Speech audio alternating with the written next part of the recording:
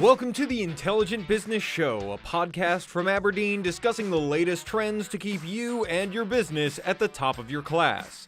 And now, here's your host, Aberdeen's CMO in residence, Matthew Grant. Hello, and welcome to the Intelligent Business Show, the podcast that focuses on the ways that organizations just like yours are using data to make their business more intelligent. I'm your host, Matthew Grant, CMO in residence here at Aberdeen. This week on the show, we're speaking with John Murdock, CEO of Centage, which offers an intelligent planning and analytics platform companies use for budgeting, forecasting, and finance. We wanted to know more about intelligent planning, so I invited John to the show. Let's dive in. So, John, welcome to the Intelligent Business Show. Hey, thank you very much. So today we're going to be talking about intelligent planning, and which I thought fit right in with our show, which is about, of course, making businesses more intelligent. But before we get into the specifics of what that means, why don't we spend a little time talking about the role of finance and how you see the role that the finance departments play changing. So specifically, what does it mean really for finance to become a super strategic component of the business and not just, I guess, like in the old days, the bean counters? Right. Yeah, great question. Here at Centage, we work with finance teams. We have about 10,000 users worldwide. We're seeing, our clients ask for help in really evolving their operations, and they're asking us to help them become more strategic, to help them move from being, a reactive finance organization to being a very proactive finance organization, and specifically for helping around moving from, a once a month or once a quarter financial and planning process to really an ongoing financial planning and analysis process, really helping them to facilitate, a process across the company and enable their key decisions to be made in different parts of the business.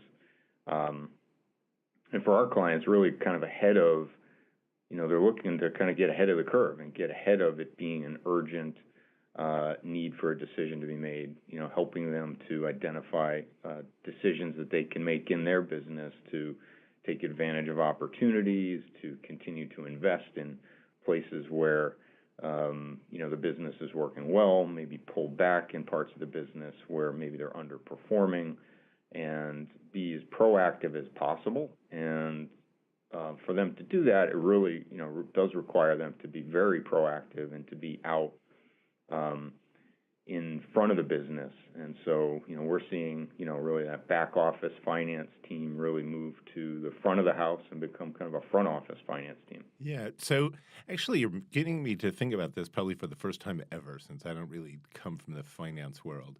But I do think about the way, when I think about finance departments, I think of that they care about three things. They care about end of the month, they care about end of the quarter, and they care about the end of the year. But now you're making me think, and that seemed kind of natural to me. I don't know why. I mean, it's just months and quarters and years. But it does seem a little odd that what it has essentially, but when you follow this rhythm, it basically says if you want to make a decision about what's happening in the business, you can't make it on the 15th of the month, or you have to wait till the end of the month, or you have to wait till the end of the quarter. Was that just because of or technology or processes? Was there, why should someone have to wait till the end of the quarter to make a decision other than that's a reporting schedule that someone else determined? Yeah, right. I mean, I think, many finance organizations kind of came out of the accounting side of the, of the world where it really was about reporting on the business, providing the financial statements, providing the financial reports, and essentially kind of closing the books, right? And that's very, very much a, kind of backward-looking view, right? Transactions occur, they're closed inside of the business, and you report on them. And that's a very necessary part of a company, of course, right, and a finance organization. And really what's emerged and driven a lot by, I think, the speed of business and the pace of business and the demands of the business is this need for more frequent reporting and more frequent analysis. And so this emergence of FP&A is has really exploded, and I think the appetite inside of a company for accurate information and readily available information is bigger than it's ever been. And finance is really emerging as kind of the group to be that hub, that central hub of that source of truth on performance. Right. And so that's because you were one of the things you had just mentioned earlier was finance playing this role across the entire organization. So to my mind, that means that the entire organization at least has to be feeding everything it's doing into some kind of central system of record. Is that something that typically happens at organizations? It does. It's not uncommon that every company, even small companies, will have lots of different systems with data and information in them. Sometimes those systems are things very simple, like an Excel file or an Access database. So there's lots of different data points across companies, and that hasn't really ever changed, right? I think what has changed is the ability to really kind of connect and integrate a lot of those different disparate data points in a cost-effective way. That's nothing new. Big enterprises have been doing it for a long time, kind of connecting systems and building data warehouses, et cetera. I think what is new is how readily available it is for small and medium-sized businesses and how affordable it can be now to do that. And I imagine, though, too, going back to what you were saying about FP&A, which I imagine stands for Financial Planning and Accounting, or am I wrong? FP&A, Financial Planning and Analysis, typically inside of the finance organization. Right. We're seeing them take on not just financial analysis, right, but also operational analysis and key performance indicators, and really enabling other parts of the business beyond just kind of the financial statements, right? Yeah, and I mean that's the thing. Going back to what we were talking about before, like coming out of the accounting side of things, of course, as you said, it's backward looking. It's based around reporting. It's also based around compliance and managing audit risk and things like that. But what's interesting is while that's a necessary part of business, the thing that business leaders seem to really want to know about is the future. So we make our plans for the future, and we create forecasts that we try to align our plans with. But it seems to me like, at least like in the forecasting side of things, a lot of times the finance department is kind of, I don't know if they're hobbled or handcuffed. They're basically beholden to people outside of finance, like sales leadership, to make those forecasts. So if I want to be a forward-thinking strategic finance department, how do I get ahead of having to rely on other people to make the forecasts around which I'm budgeting and things like that? Right. We advocate for a very collaborative process, where finance is helping to really drive that conversation and pull in the different parts of the business that have the decision-making power on some of those forecasting drivers. And really empowering and enabling a process where the finance team is reaching out to different parts of the organizations for those inputs and for that conversation around the forecast, and doing that on a more frequent basis than once a quarter or once a month, right? Making it that ongoing part of the business cadence. And there are different drivers of different businesses. If you're a software company, it's going to be, you're going to have one set of drivers. If you're a healthcare services company, you're going to have another set of drivers. If you're manufacturing and building products, you're going to have other sets of drivers and constraints. So creating a process where different parts of the organization that have accountability for those decisions can weigh in on the forecast in a collaborative, centralized way. And they also, I imagine, they have to make that forecast based on something that checks out. I mean, or they have to make it based on data, I assume. Are you seeing more checks and balances, I guess, between the people making the forecast and then finance department? I don't mean calling them on it, but kind of putting a little bit of the heat on them to actually justify or why they're actually claiming that this forecast is legitimate. Yeah, I think it's back to the central system of record. I think once you've established, kind of consistent data that's visible and available to, to all parts of the business, right, in the appropriate way, of course, right, that really kind of takes a lot of the, kind of the debating the numbers out of it. You have real data on performance to date. So if you've started the year with a plan and it had certain assumptions, never do you see a business where everything goes according to plan. Sometimes things are ahead or behind on plan, and then decisions need to be made.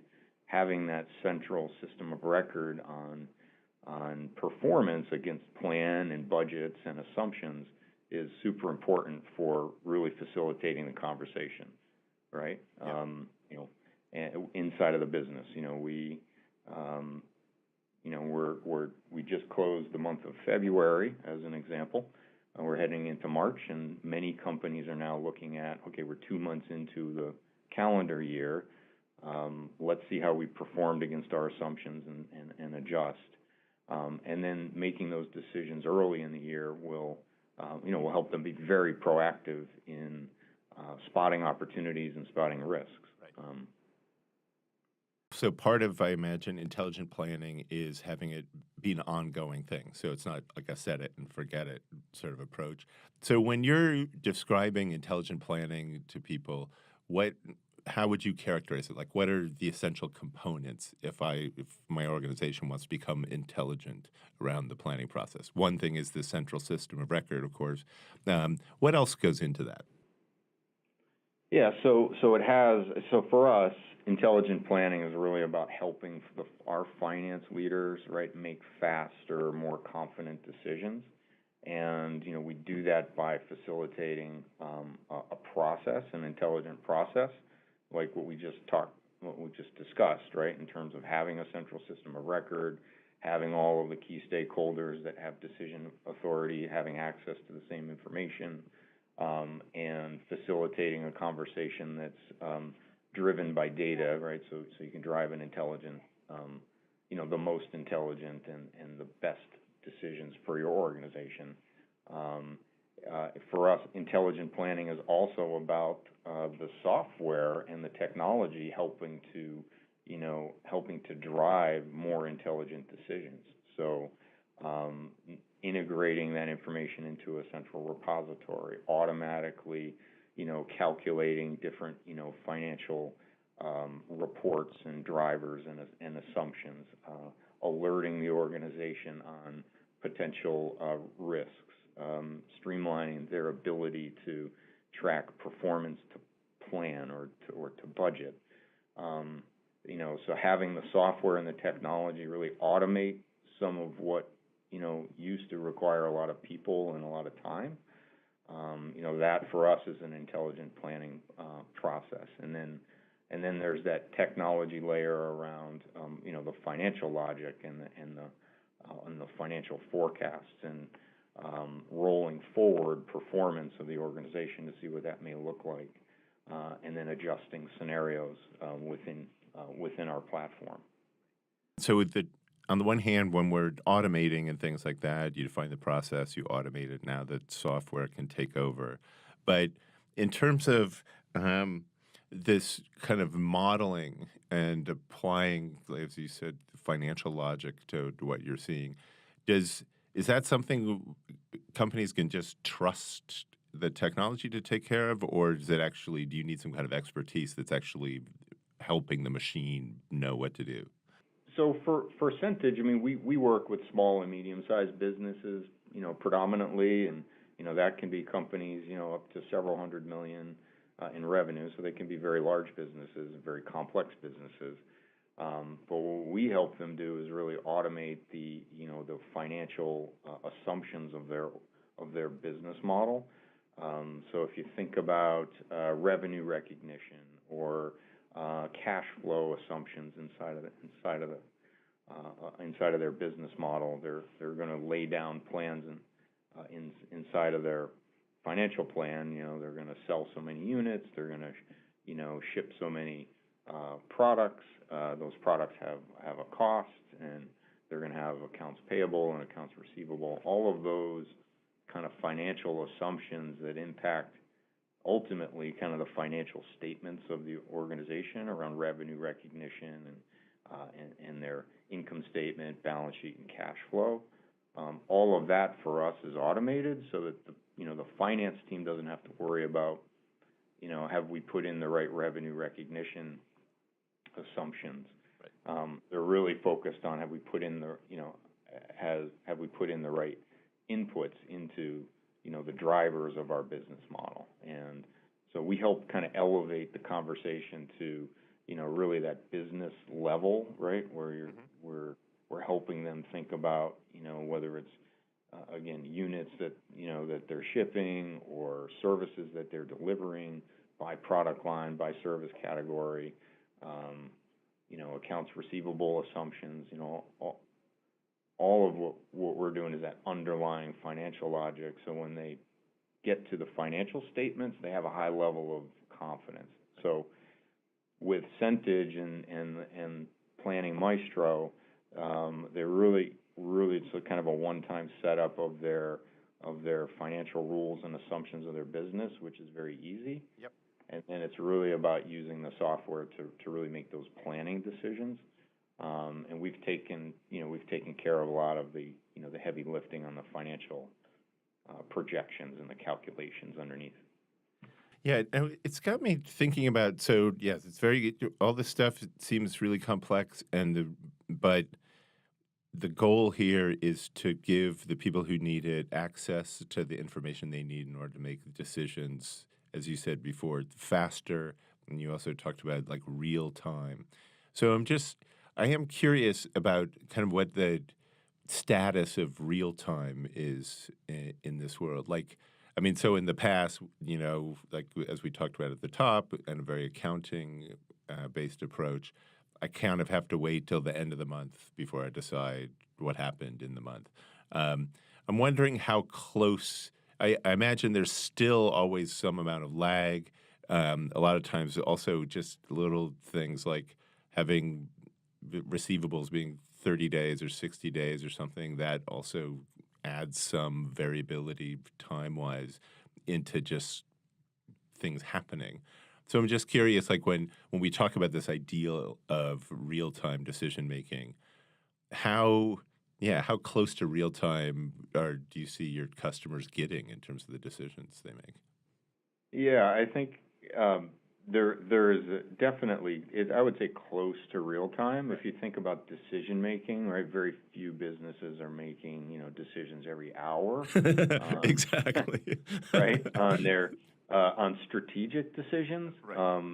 We see definitely daily decisions. Hey, let's go run some price adjustments and see how those work, and you want to let those run for at least a day, if not several days, right? So we're definitely seeing things move from a monthly to a weekly or daily kind of cadence, right? Not to say there aren't businesses that are working even more real time. Maybe very specific, maybe smaller businesses, right, are able to move that nimbly, where they can make decisions in hours and analyze it. I think for our clients being a little bit larger, we're definitely seeing a move to more daily, right, or weekly. So I think that's where we really empower that, and that is a big jump from quarterly or monthly decision making. So that move alone adds just a ton of value to organizations, right? Right. And so what was getting in the way of companies, or even I can imagine especially small to medium-sized enterprises, what were some of the challenges that they were facing that made this kind of real, even on a weekly basis, kind of decision-making challenging for them?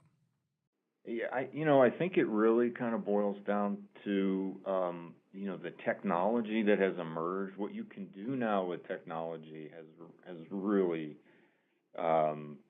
taken a huge leap forward in the last few years, driven a lot by the innovations in the cloud and digital and mobile and everything that we all talk about, right? Has really helped drive down the costs of technology and data processing for businesses. So the largest enterprises have been doing this for many years, right? Because they can afford to.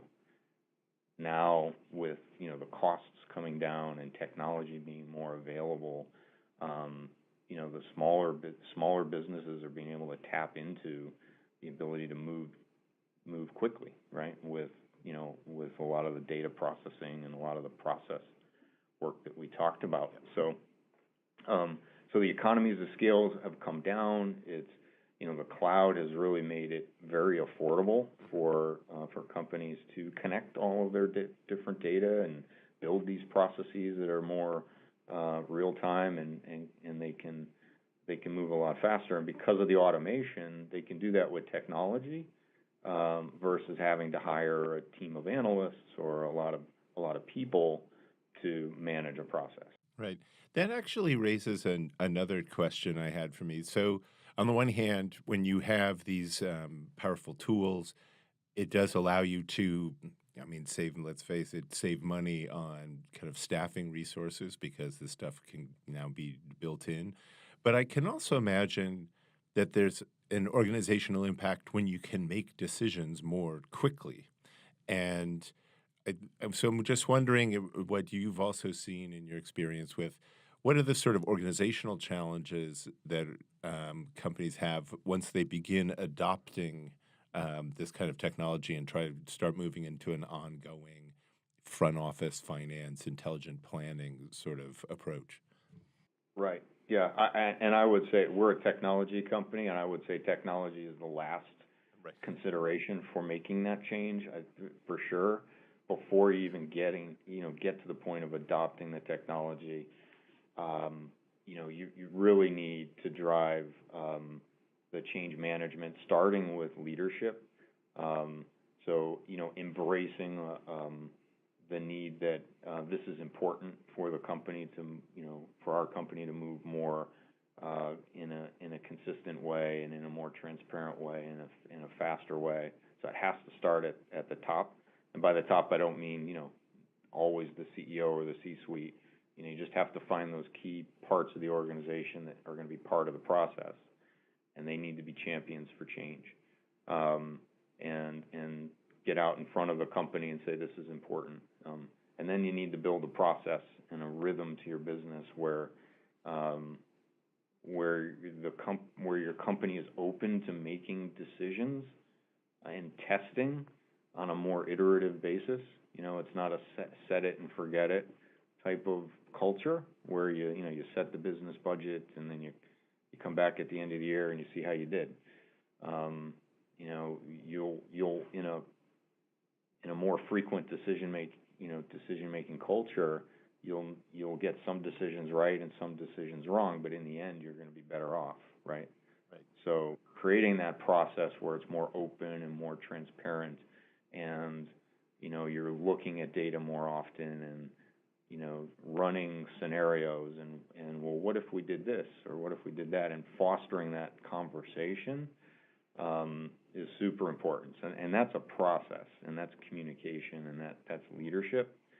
And then you can layer in technology to help empower it. Right. I think that's when people talk about that.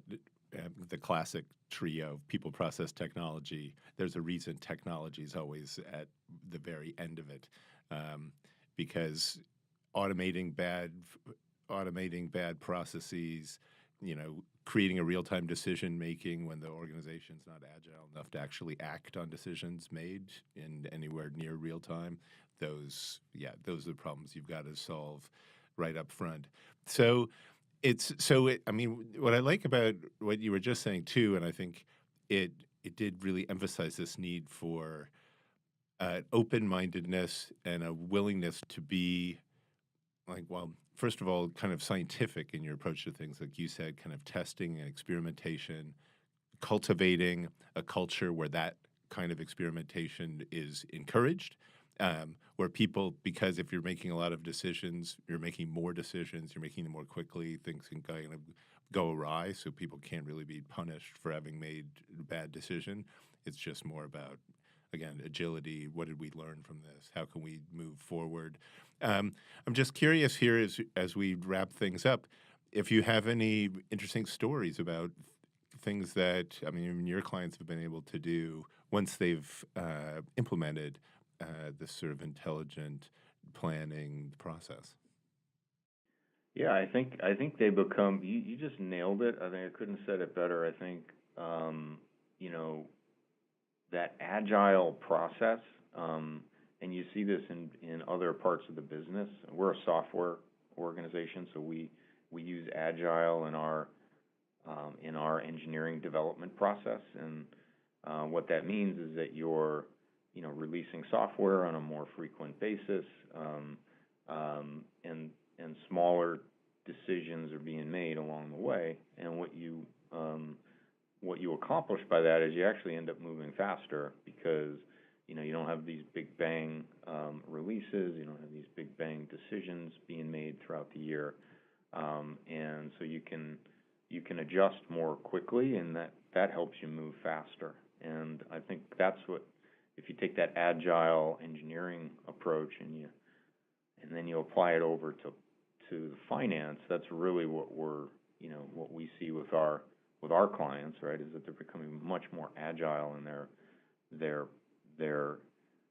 ability to make decisions as a company, spot opportunities or risks before they become super urgent, and they're achieving their goals much faster and empowering their company in a much better way versus a once or twice a year type of big bang decision process.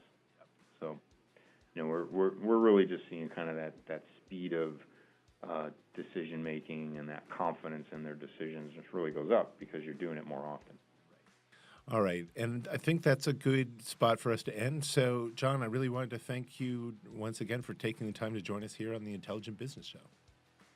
Hey, I appreciate the time. Thank you so much. Thanks for listening, everybody. Next week, we'll be talking with Lindsay Zuluaga, Director of Data Science at HireVue. We'll be discussing AI in hiring. You won't want to miss it. Thanks for listening to this episode of the Intelligent Business Show. You can find this show on iTunes and Spotify, as well as on YouTube. And be sure to follow us on Twitter at Aberdeen_show. And if you want to know what's going on in your market space, be sure to check out Aberdeen.com.